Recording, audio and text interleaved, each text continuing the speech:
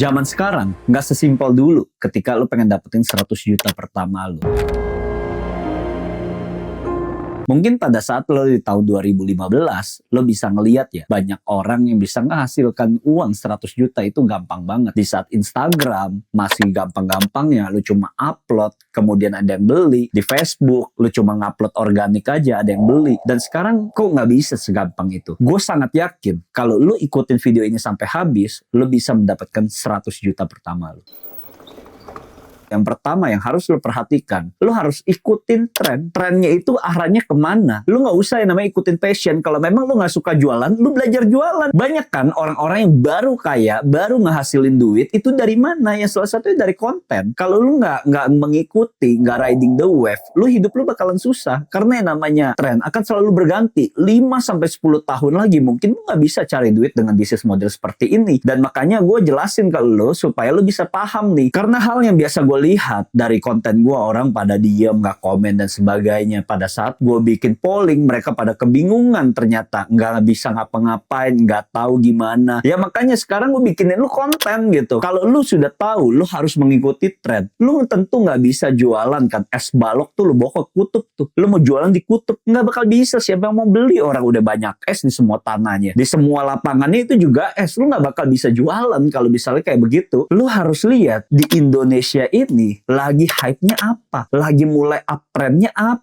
Bukan pada saat udah di pucuk lu baru ikutan. Karena kebiasaan lu nih, lihat lagi rame di bisnis skincare, tiba-tiba lu bikin. Sekarang lu pada yang jalan bisnis skincare yang baru mulai tahun lalu, lu udah dibantai nih sama orang-orang China yang masuk ke sini. Mereka bikin kualitas lebih bagus, packaging lebih bagus, lebih mewah, bahkan sampai pada akhirnya mereka jualan lebih murah daripada lu. Ini alasan gue nih, kenapa gue memilih digital product. Karena tidak semua orang bisa main digital product. Orang banyak yang gaptek, orang masih yang namanya percaya sama namanya produk fisik. Padahal lu bisa menghasilkan uang dari digital produk ini. Profitnya itu sangat banyak sekali. Bahkan itu cuannya itu cuma dipotong biaya marketing doang kan. Lu udah bisa lihat kenapa banyak orang-orang di Instagram gua itu kasih testimoni banyak banget. Lo tinggal cek tuh di bio gua. Mereka bisa hasilin baru mulai belajar sebulan, 2 bulan, 3 bulan itu tuh profitnya 100 juta gitu loh. Bahkan lebih. Dan kemudian kalau misalnya lo nggak mau main digital produk, ya hal yang harus lo lakukan buat dapetin 100 juta pertama lu bisa main jasa. Mungkin desainer, desain interior, kemudian bisa jadi lo arsitek. Peluang bisnis itu sangat banyak sekali. Kalau misalnya lu mau memulai buat dapetin 100 juta pertama lo, lihat permasalahan manusia-manusianya. Arah marketnya lagi di arah mana. Mungkin kalau kita lihat orang yang kerja disuruh-suruh, nanti ke depannya diganti sama robot. Kalau sekarang ya masih bisa tuh lo suruh-suruh tuh, ada suruh orang sana sini. Kalau nanti kerja pakai robot ya kehilangan tuh pekerjaan orang yang disuruh-suruh. Kalau gue lihat trennya ya digital produk itu masih hijau, makanya gue main di situ. Dan itu sangat potensi lo bisa dapetin 100 juta pertama lo. Tapi kalau misalnya lo belajar di bidang lain, ya itu go ahead, nggak masalah juga. Yang penting hasilin di sini ialah lo fokus hasilin uangnya, bukan lihat bidang yang lo sukai. Lo bisa lihat orang itu butuh apa, punya masalah apa, ya lo jadikan diri lo solusinya. Dan lo juga bebas memilih. Ini ada market yang namanya market laut merah ataupun laut biru. Kalau misalnya lo lihat, wah ini ramai banget nih main skincare nih ya, tapi demand-nya gede banget, ya lu masuk di situ. Tapi permasalahannya, seberapa besar peluang lu bisa bersaing sama mereka nih di laut merah nih yang ikannya tuh banyak banget tapi udah berdarah-darah dan omsetnya juga pada kecil. Gue lihat teman-teman gue juga yang dulunya omsetnya gede-gede sekarang udah pada jatuh gitu karena mereka susah untuk bersaing dengan produk-produk dari luar negeri termasuk China gitu loh. Nah yang kedua ini lu bisa masuk ke laut biru. Nah di sini memang pesaingnya sedikit sekali tapi memang demand-nya tidak sebanyak di laut merah. Cuman yang harus lu perhatikan, lu dalam berbisnis ini apa sih yang lu cari? Profit atau omset yang gede? Dan ini semua pilihan di tangan lu. Kalau misalnya lu ngerasa, wah gue gak mau main digital produk lah, gue mau main yang lain, ya itu go ahead, gak ada paksaan juga. Dan semua itu keputusan di tangan lu. Tapi gue akan selalu memilih bisnis yang dimana gue akan memilih laut yang biru, yang masih hijau, yang masih potensi untuk bertumbuh, ya gue jalankan. Marketer satu Indonesia nggak ada yang bisa jual barang semahal gue, dan gue bisa berhasil tuh jualan produk mahal harga belasan juta itu di market Facebook gitu, di market Instagram gue jualnya karena gue main di laut biru.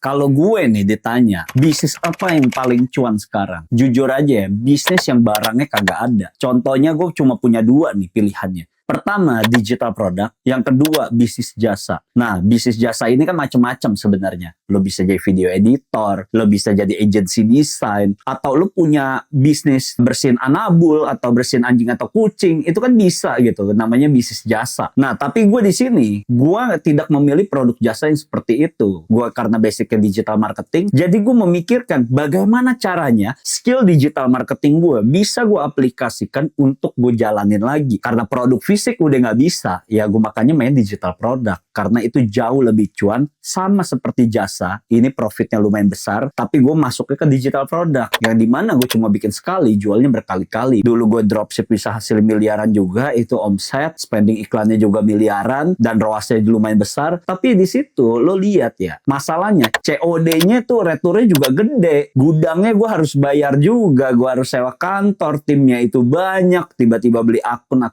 kena ban, dan sebagainya. Jadi kalau dipotong-potong, profit gue tuh cuma 20-30%. Itu sangat kecil sekali ketika gue main produk fisik. Dan sampai akhir gue masuk ke digital product. Makanya kenapa? Bisnis itu tuh cuma dua yang lagi bagus di era sekarang. Ya lu main jasa atau lu main digital product, udah. Dan itu semua keputusan di tangan lo. Apapun bisa lo kerjain dan lu bisa dapetin duit. Dapetin 100 juta mah gampang gitu. Yang penting lu konsisten. Lu tahu marketnya butuhnya apa. Kalau misalnya lu nggak tahu marketnya butuhnya apa, ya agak susah. Makanya ketika lu scrolling di TikTok, hal yang harus lo perhatikan ya market behaviornya arahnya lagi kemana. Kalau misalnya lo lihat lagi tren video gitu ya, banyak konten-konten kreator, ya lo bisa nawarin tuh buat jasa bikin reels, klip-klip buat mereka, atau bikin video seperti ini kan juga butuh editor. Lo bisa menawarkan jasa dan sebagainya. Dan dari situ lo bisa ngelihat skill lo tuh terukur sampai sejauh mana. Karena gue percaya uang itu tuh ngejar value. Semakin lo bervalue, duit lo juga makin semakin banyak. Dan lo bisa juga kan bikin agency gitu buat konten kreator dan sebagainya. Dan di situ lo bisa dapat 100 juta juga. Lo mau jualan jasa atau jualan produk digital, itu sangat possible lo buat dapetin 100 juta pertama lo. Karena percuma kalau misalnya lo main produk fisik, lo lagi persiapkan apapun, modal lo gede, dan pada akhirnya cuan itu akan sangat kecil. Dan lo sudah lihat kan, banyak juga nih pesaing-pesaing lo yang bermunculan, dan bagaimana caranya lo bisa bersaing dengan mereka jika budget marketing lo tuh kecil.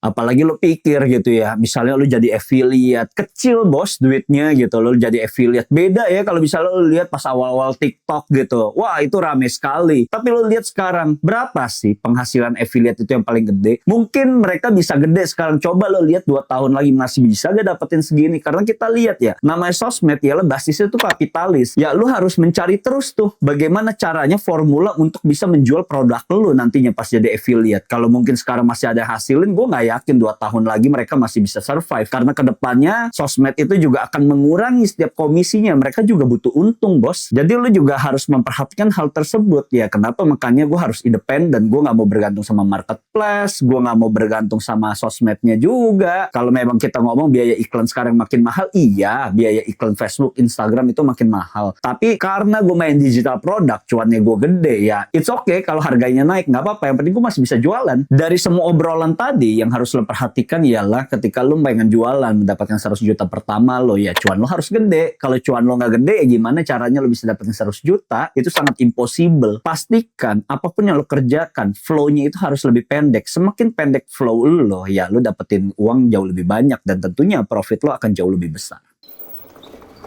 Kalau lu nggak bisa manfaatin sosial media, anjing sih. Lu jujur aja, lu keterlaluan sekali. Apalagi lu bilang diri lu gaptek. Gimana sih lu gaptek? Emang lu pakai handphone Nokia batangan, anjing? Lu sekarang semua pada pakai smartphone kan? Makanya bisa nonton YouTube kayak begini. Lu bilang nggak bisa manfaatin sosial media lah, gaptek lah, nggak tahu. Itu semua cuma butuh belajar. Lo kira gue belajar meta ads, gue belajar sosmed gini? Nggak belajar gue. Semua juga gue cari tahu. Banyak kan orang yang dari bukan siapa-siapa. Karena sosmed hidupnya itu berubah. Kalau misalnya lu udah lihat banyak toko-toko nih, orang-orang yang lo mungkin ngefans sama dia dari nothing, dari nobody, tiba-tiba hidup dia berubah karena sosmed. Dan tentunya lo bisa lihat juga mereka dapat validasi sosial, mereka punya kesempatan yang tadinya mungkin mereka cuma jadi penonton, tiba-tiba mereka jadi terkenal, mereka punya akses jadinya sampai akhirnya bisnis mereka tuh juga bisa ikut meningkat. Mungkin saja opportunity itu datang ketika lo bisa memanfaatkan sosmed itu. Nah, gue salah satunya, dampak hidup gue jauh lebih berubah, bisa sampai di sini? Ya karena gue memanfaatkan yang namanya sosmed. Mungkin akan terjadi berbeda sama hidup gue kalau misalnya gue nggak bisa main Instagram, gue nggak bisa main TikTok ataupun main di Facebook. Gue bakal mungkin masih jadi gembel, jadi pecundang di belakang layar. Dulunya orang-orang juga nggak pernah mengenal gue cuma jago di belakang gitu. Gue nggak pernah personal branding dan sebagainya. Tapi ketika kalian mungkin saja yang udah menjadi follower gue bertahun-tahun di Instagram, akhirnya lu bisa mengenal gue ya karena gue aktif di sosmed. Kalau lu nggak main di sosmed, bagaimana sih lu bisa hidup lu jauh lebih berkembang? Lu juga mungkin bisa bilang gini, gue nggak pede, gue mah muka jelek, gue nggak bisa ngomong dan sebagainya. Kalau misalnya lu nggak belajar, gimana caranya lu bisa ngomong tahun 2020, 5 tahun lalu, gue nggak bisa ngomong di depan sosmed kayak begini. Gue mau tag satu konten itu 100 video gitu loh. Baru tahun lalu gue coba latihan buat ngomong ketika gue udah mulai vakum. Itu ada konten yang kalian nonton, itu 100 video baru gue bisa jadi satu. Karena apa? Semua itu butuh pengulangan, semua itu butuh latihan. Nanti lama-lama lu bisa buat ngomong. Gue juga ngeliat ada salah satu follower gue, itu dari bukan siapa-siapa gitu. Tiba-tiba bisa bikin website, jadi bikin service website dan sebagainya, bikin landing page builder dan sebagainya. Sekarang udah hasilin duit banyak. Dari mana? Dari personal branding. Lu dari nothing bisa jadi something karena lu personal branding. Kalau nggak mulai personal branding dari sekarang, percayalah, lu nggak bisa ngapa-ngapain dan hidup lu nggak bakal maju. Kalau lu tidak memulai apapun dari sekarang, ya lu jangan berharap pada saat tahun 2030 yang diprediksi dunia bakal krisis, ya lu jadi salah satu korbannya karena lu nggak bisa survive. Lu nggak bisa menjadi diri lu yang baru dan lu masih memelihara identity lu tuh yang lama tuh. Terakhir yang pengen gue sampein, apapun yang lagi lu kerjakan, lu mau di bidang apapun, lu nggak usah deh ngomong digital product. Lu mau main atau enggak itu terserah lu. Tapi di sini yang paling penting ialah lu kerja, lu cari duit. Lu jangan berharap namanya dapetin 100 juta pertama. Kalau lu 5 juta per bulan aja lu gak bisa dapetin. Gue cuma pengen lihat 5 tahun dari sekarang. Ketika lu menonton konten-kontennya seperti ini, ya hidup lu jauh lebih berkembang. Lu bisa memberikan impact buat banyak orang. Lu bisa kasih impact buat mama papa lu. Lu bisa kasih impact juga buat saudara lu. Karena lu punya uang gitu loh. Mungkin kalian sering mendengar yang namanya leverage. Nah, di sini gue sebutin yang namanya money leverage. Uang ialah daya ungkit. Jadi kalau misalnya lu menggunakan uang sebagai daya ungkit, ya namanya money leverage. Nah, di sini gue kasih tahu juga nih, ketika bisnis lu sudah mulai berjalan, lu bisa memanfaatkan uang orang lain buat lo pakai lagi. Contoh misalnya, lo ngajak orang joinan atau sebagainya untuk memperbesar kapital lo, itu juga bisa gitu. Lo menggunakan money leverage. Artinya apa di sini? Lo berbisnis, lo tidak perlu mengeluarkan modal. Biarkan mereka yang modalin tuh. Itu yang kita sebut money leverage. Kalau misalnya lo bisnis interior, ya minta DP 30%. Buat apa? Buat lo beli barangnya dulu. Yang penting lo bisa kerjain. Nanti ketika proyeknya sudah selesai, ya mereka baru bayar dan sebagainya. Gue pun juga begitu. Ketika gue main di Meta Ads, bisnis gue juga tanpa modal. Gue jualan barang gak laku, kemudian gue minjem pakai kartu kredit. Itu yang kita sebutkan money leverage. Kartu kredit ini gue bayar bulan depan, tapi di hari itu gue udah bisa jualan, gue bisa dapat uangnya. Nanti ketika udah tagihan gue baru bayar. Kalau ditanya bisnis gue tanpa modal gak? Nggak ada. Yang paling penting apa? Bisnis lo itu modalnya skill. Yang paling penting dalam hidup ini tuh bukan uangnya juga, tapi lo punya skill. Kalau lo ditaruh di hutan, ya lo masih bisa hidup tuh karena lo punya skill. Makanya pastikan dalam hidup ini lo harus punya skill. Karena gue juga basicnya dari orang tolol, gue di sekolah juga hampir nggak naik kelas, gue juga orang yang minderan, nggak bisa ngomong kayak begini. Nih gue cerita sedikit nih, pada saat gue ke Sweet Seventeen temen gue pakai polo shirt sama celana 3/4 pakai sandal jepit. Lo bayangin betapa parahnya itu looks gue. Dan lo bisa lihat gue pakaian rapi ya karena semua itu belajar. Looks itu tuh juga perlu dipelajarin, karakter itu dipelajarin, berbicara juga perlu dipelajarin, semua itu perlu belajar. Lo bisa jago di Meta Ads begini, lo nggak pernah lihat juga kan prosesnya gue tuh lewatin tuh seperti apa. Gue nggak pernah post juga prosesnya gue sejauh mana, boncosnya lo nggak pernah lihat gitu loh. Progres di belakang layar, behind the scene kan gue nggak pernah ngepost. Kesimpulan ya sebenarnya gue pengen kasih tahu lo, kalau memang lo nggak punya uang, gunakan uang orang lain atau lo harus menggunakan yang namanya leverage. Kalau misalnya lo udah tahu yang namanya leverage, gunakan apapun yang ada di diri lo untuk menghasilkan uang. Karena dalam konsepnya berbisnis, pancing uang dengan uang. Buat dapetin uang 100 juta pertama lo nih, ini memang gak gampang karena memang salah satu step paling anjing. Tapi kalau misalnya lo bisa mencapai ini, gue acungin jempol, lo hebat sekali. Stepnya ketika lo sudah bisa menghasilkan mungkin profit jutaan ataupun puluhan juta per bulan, yang harus lo lakukan ialah memanfaatkan waktu orang lain untuk mencapai tujuan lo yang jauh lebih besar. Kalau misalnya lo tidak menemukan orang siapa yang berpotensi membantu lo, ya lo akan capek ngerjain semuanya itu sendiri. Hasilnya bisa sejauh mana kalau lo ngerjain ngerjain itu semua dalam waktu 24 jam lo. Pertanyaannya, kapan lo kayanya? Nggak bisa lo melakukan itu semua sendiri. Karena dulu gue dikasih tahu orang juga, kalau misalnya lo mau kaya, ya lo harus berbagi duit yang lo dapat. Kalau lo nggak pernah berbagi duit yang lo dapat, lo nggak bakal bisa gede. Lo tuh harus membagi duit lo kepada orang lain juga, biar lo bisa mendapatkan impact buat orang lain. Memang lo pernah lihat orang yang kaya sendirian, cuma satu orang tanpa punya tim? Gue sih nggak pernah lihat ya. Tapi ini balik lagi, kayaknya tuh sampai semana. Kalau lu sudah dapat duit ya lu hire orang, nggak usah capek-capek. Cari orang yang punya skill. Di mana carinya? Lu tinggal cari gitu loh, dari teman-teman lu, kayak dari lowongan kerja dan sebagainya. Karena banyak orang yang membutuhkan uang juga. Lu harus bisa kasih impact ke orang lain. Nah makanya di sini kan gue ngelihat juga gitu, karena gue nggak mainnya sama marketer-marketer gitu ya. Yang gue lihat mereka hidupnya stuck dan gak maju-maju, mungkin pernah dapetin jualan, winning campaign dan sebagainya. Mereka itu hanya berfokus sama yang namanya sales.